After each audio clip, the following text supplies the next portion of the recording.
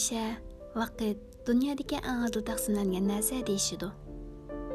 Ammo hammamizning mundaq bir xil kechmishi bo'ladi. O'xshash vaqt ichida o'xshash odam yoki ishlarga duch kelsak, ba'zilar uchun bir kun bir yildek bilinadi. Ba'zilar uchun bo'lsa, ko'zni yumib ochqanchilik bilinadi.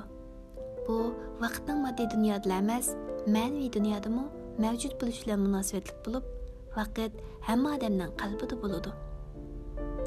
Odamning qalbida vaqt bo'lmasa, undaqda uning ahamiyati bo'lmaydi. Vaqt maydidan elib aytganda bir xil ma'naviy hodisadir. Nurg'un odamlar vaqtning barkati qolmadi. O'tmishdagi eshak arozi bilan yashagan zamonlarda vaqt bundoq tez o'tmaydi deyish pasat chekidi. O'zlarining bo'lsa vaqt dushmaniga asir bo'lib qolganligini bayqamaydi. Bilimsizlik, manmanchilik, ochko'zlik, hasadxo'rlik, g'ayvatxo'rlik, umidsizlik qatorliqlarning hammasi vaqtning dushmanlaridandir. Bu narsa odamning tabiatiga singib kirib, odamning ingidagi xato qarashga aylanib qolganda, uni o'zgartmak tez to'xtaydi. O'tgan vaqtni qaytarib kelgil bo'lmaydi. Yangilikni rad qilib, nodonlik patqaga bitib ketgan taqdirdami, hayot yanada davom qilaveradi.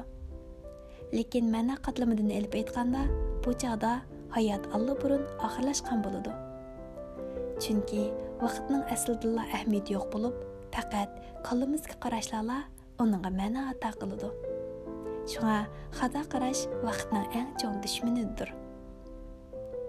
Xato qarash ichida yashash, hech ish qilmay yashagan qaraganda vaqtni texmi zoya qiladi. Shunga Portugaliyalik shoir Fernando mundaq deydi: Uyqun chiqarib o'tganda bir odamning hayotida orallar 10 ming kun qoladi. Odam bilan odam o'tirishga o'xshamaslik shuki, ba'zilar shu 10 ming kunni haqiqiy yashaydi.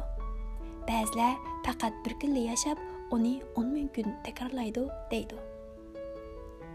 Xato qarash ko'zimizni yetib olganda, umr behuda o'tib ketib qolmay, sonsizlagan go'zalliklarni nobud qilib yetadi. U sonsizlagan qobiliyatli kishilarning talonti va umrni xo'rtadi.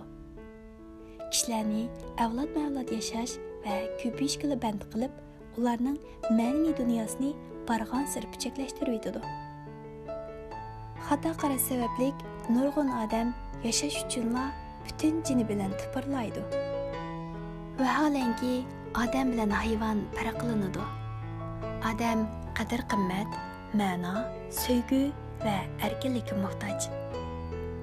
Hayotimizda har kuni nurg'un odam quloq tubimizda bizni vaqt bilan yengilmaydi deb uning taslim bo'lishga da'vat qiladi. Yana ba'zi odamlar bo'lsa, bizga madad berib, vaqtning uzun qisqaligini biz o'zgartira olmaymiz, ammo uni kengaytira olamiz ham cho'nqurlashtira olamiz. Shunga vaqt bilan do'stlashaylik deyishidi. Hech kim ko'zni yumib yo'ldan kesib o'tolmaydi, ammo nurg'un odam bir umr ko'zni ochmay yashaydi. Vaqt bilan do'st bo'lishning birinchi qadami xato qarashlardan to'qilgan. Ko'zimizni yetib olgan narsalarni cho'rib tashlab, bizni kishilik hayotni ko'rish imkoniyatiga ega qiladigan, dunyoni bizga namoyon qilib beradigan to'g'ri qarashlarni egallashdir.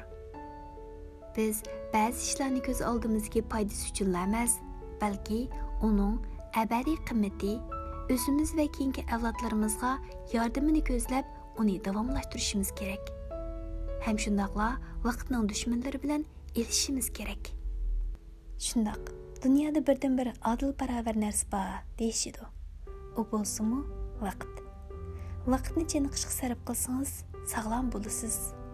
Go'zallik sarf qilsangiz, go'zal bo'lasiz. O'yinga sarf qilsangiz, o'yinchi bo'lasiz. Oilangizga sarf qilsangiz, illiq, mehr-muhabbatga to'lgan oilaga ega bo'lasiz. Kasbingizga sarf qilsangiz, utuq qozonasiz. Agar o'rganishga sarf qilsangiz, bilimlik bo'lasiz. Sizning o'qishda muhim bilganligingiz o'z mustaqilligingizni qo'dag'anligingiz bo'ladi.